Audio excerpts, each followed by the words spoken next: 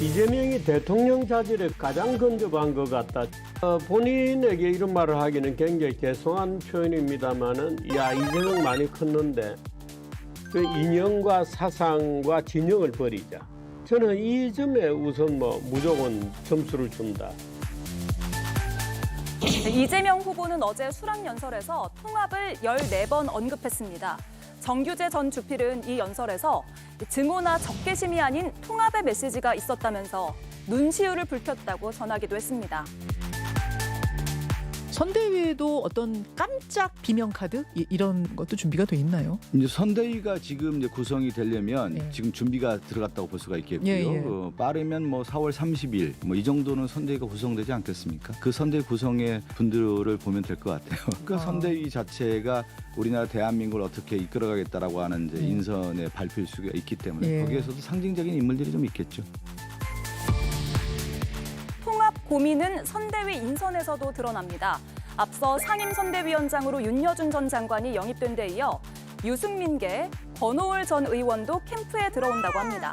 일각에선 범보수로 분류된 인사들이 추가로 영입될 거란 전망이 나오고 있는데요. 이재명 캠프는 어디까지 영역을 넓힐까요? 예, 박성준 원내수석 말대로라면 계속 이런 영입 인사의 발표가 이어질 것 같아요. 그렇습니다. 원래 그 선대위는요, 이게 확정되는 게 아니라 대통령 선거 끝날 때까지 전날에도 선대위에 추가가 들어오고 그럽니다. 계속 네. 확장하고 필요한 사람 인선하고 또 만약에 또 그 문제가 있으면 또 선대위에서 이렇게 제명하기도 하고 이런 과정이 반복되기 때문에 선대위 구성은 선거 투표함이 열리는 그러니까 결과가 나올 때까지 선대위 구성은 계속 조정이 이루어질 거고요. 필요한 예. 분들은 계속 모실 것으로 보입니다. 예, 국민의힘 시각이 궁금하네요. 저희는 걱정이 좀 되죠.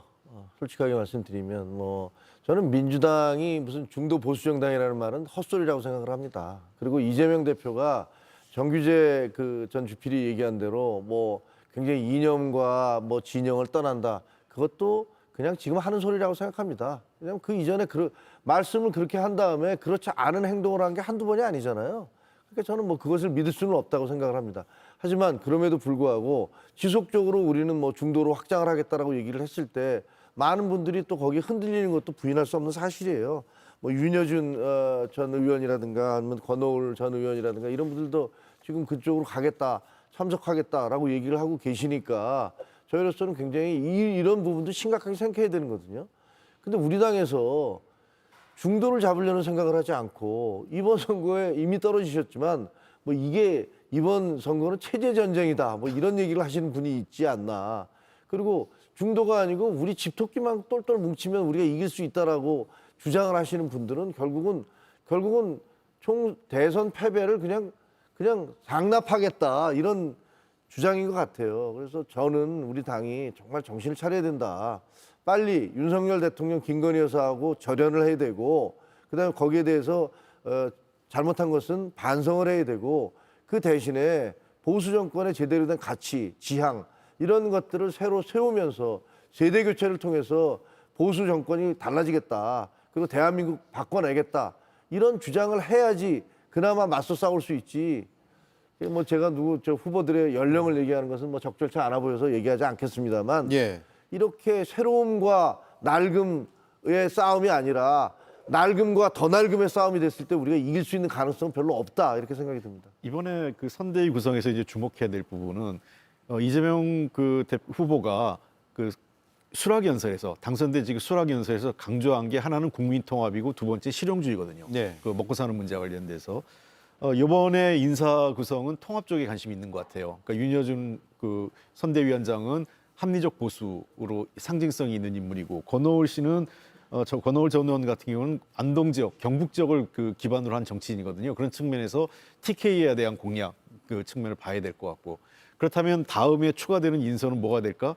아무래도 제가 보기에는 실용적 인물, 그러니까 전문성과 경제 문제에 해박한 사람들을 중심으로 한 먹고 사는 문제를 책임질 수 있는 그러한 사람들을 좀 더 선대위에 포함시킨다면 예. 큰 방향에 제가 보기에는 인선의 방향은 결정돼 있는 것 아니냐. 하나는 통합적인 인사, 또 하나는 실용적이고 전문성이 있는 인사. 이게 두 축이 될 것 같고요. 왜 이 인사가 중요하냐면 아무리 통합하겠다, 정치보복하지 않겠다, 실용주의 하겠다, 그리고 정책 제안을 하지만 그게 잘 안 먹혀요. 우리 유권자나 국민들이 보는 거는 그럼 누굴 어떤 사람을 곁에 두고 쓸 건데 예. 이거 여기에서 드러나거든요. 그래서 우리가 정부를 구성할 때도 제일 중요한 게 내각과 비서실 구성 보지 않습니까? 대통령 비서실에 어떤 사람이 들어가느냐, 내각이 어떻게 구성되느냐, 이거에 따라 대통령이 어떤 방향으로 국정을 운영하겠다는 것을 보이기 때문에 지금 선거 국면에서는 당연히 선대위 구성에 인사를 통해서 그런 것을 보여줘야 되는 거죠. 예. 선대위 구성 관련해서 최대한 넓게 친소관계 없이 실력 중심으로 사람들을 쓰겠다라는 입장도 이미 나왔고요. 그래서 대통령 인수위가 없기 때문에 대통령직 인수위급의 캠프를 꾸릴 것이다, 이런 전망도 나오고 있어요. 이건 민주당 얘기뿐만 아니라 국민의힘에서도 후보가 이제 확정이 된다면 인수위까지 고려한 그 기간을 이제 보낼 수가 없으니까 맞습니다. 그렇게 하겠죠. 당연하죠. 왜냐하면 뭐 지금 탄핵으로 인해서 꾸려지는 치러지는 선거기 때문에 예. 바로 시작을 해야 됩니다. 준비 기간이 있을 수가 없어요. 그러니까 그런 부분에 있어서는 사람들이 아까 홍 의원님이 말씀하신 대로 그 친구를 보면 그 사람을 안다 그러잖아요.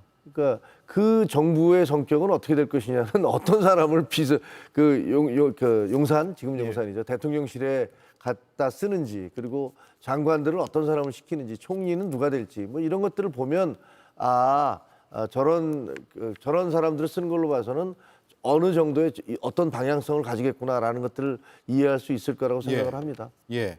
실제로 선대위에 포함되는 인사들이 내각이나 대통령실로 이어서 인선으로 이어서 그렇게 갈 가능성도 꽤 있을까요? 통상은 그렇게 꼭 이어지진 않습니다. 예. 왜냐하면 이제 선대위 자체는 정치적 성격이기 때문에 그거하고 실제 내각을 구성하는 것은 내각은 그 전문성과 어떤 그 행정적 경험을 중요시하기 때문에 과거에 보면은 내각하고 선대위에 참여했던 거하고 꼭 일치하진 않습니다. 그러나 일단 선대위에 들어가는 순간 내각에 갈 가능성도 조금 생기는 건 사실이에요. 예. 특히 이제 교수나 또는 전직 행정 관료 이런 경우에는 국회의원이나 이런 사람들보다, 국회의원들은 당연히 선대위에 들어가니까 정치인보다 어떤 전문성을 가진 교수 또는 학자나 관료들 중에 선대에 참여한 경우에는 유력 후보군 중에 한 명으로 이 시장에서는 읽혀지죠. 예. 그러면 즉시 임기를 시작해야 되기 때문에 그렇습니다. 선거 막판에 가서는 어느 정도의 이 내각을 좀 짜놓고 선거에 임해야 되는 건가요? 어떻게 됩니까? 그렇지 않습니다. 제가 왜냐면 인수위가 없으니까. 2017년에 이제 그 경험을 좀 해봤는데요. 예. 일단 인수위가 없이 바로 들어가면 어떤 현상이 벌어지냐면 최소 한 달에서 두 달 가까이는요. 현재 내각 그러니까 윤석열 내각이죠. 전임 정부와 함께 내각하고 공동으로 동거를 해야 됩니다. 예. 왜 그러냐면 우리나라 헌법상 총리를 먼저 지명하고 총리가 제청하게 돼 있어요. 그 장관 내각을. 그렇기 때문에 물론 이제 내정자도 할 수 있기 때문에 약간의 시차는 줄일 수 있지만 최소한 총리는 한 달 정도 시간 걸리고 장관급은 그 이상 한 달 보름 내지 두 달 정도 걸려서 소요되고요. 그다음에 대통령실 같은 경우도 비서실장 정도 하고 한두 명 정도는 들어갈 수 있지만 대개 총리실에 대통령실 같은 경우는 국정원에 인사 검증을 해야 됩니다. 신원 조회를 해야 되기 때문에 그냥 2주 내지 3주 정도 걸립니다. 그런 걸 예. 감안하면 상당히 인수위가 없다라는 게 바로 집권해야 된다는 게 상당히 어려움은 있습니다. 그러네요. 문재인 정부 기억을 해보니까 그렇네요. 예. 전임 정부와 상당 부분 같이 해야 되는 한 달 이상. 예. 국무총리가 인사청문회하고 인사청문회 통과해야 되고 그렇죠. 그런 절차들이 필요하겠네요. 오늘 여론조사 하나만 더 짚어보고 정리를 할까 하는데 대선 가상 3자 대결입니다. 이재명 50.9%, 김문수 23.3%, 이준석 7.4%로 나왔고요. 후보별로 다 이렇게 국민의힘에 지금 후보가 아직 확정이 안 됐기 때문에 후보별로 다 조사가 돼 있습니다. 안철수 후보와의 경우에는 51.9 대 10.5 대 6.6이고요. 한동훈 후보는 50.7 대 16.8 대 7.8, 그리고 홍준표 후보의 경우 51.5, 21.9 6.6으로 나타났습니다. 물론 오차 범위가 플러스 마이너스 95% 신뢰 수준의 플러스 마이너스 2.5% 포인트이기 때문에 그 2.5% 포인트를 더하고 빼고 하는 그 격차는 감안은 해주셔야겠습니다. 마지막으로 판세 한번 정리하고 가죠. 먼저 저게 별로 의미가 없다고 생각해요. 1대1 구도는 달라질 것이다. 왜냐하면 일단 이재명 대표는 지금 컨벤션 효과가 대단히 있는 거 아닙니까? 계속 그 지역 다니면서 아니 그냥 유일무이한 후보로 지금 등극하고 있는 거 아니에요? 예. 거기다가 저희 당에서는 계속 후보들끼리 치고받고를 하고 있는데 거기다가 삼자 대결을 붙여놓는다는 게 별 의미는 없다고 생각하고요. 저희가 총선 때도 봤습니다. 지난번 총선 때 보니까 저희가 한 20%포인트 앞서가다가 한 달 사이에 그걸 다 까먹더라고요.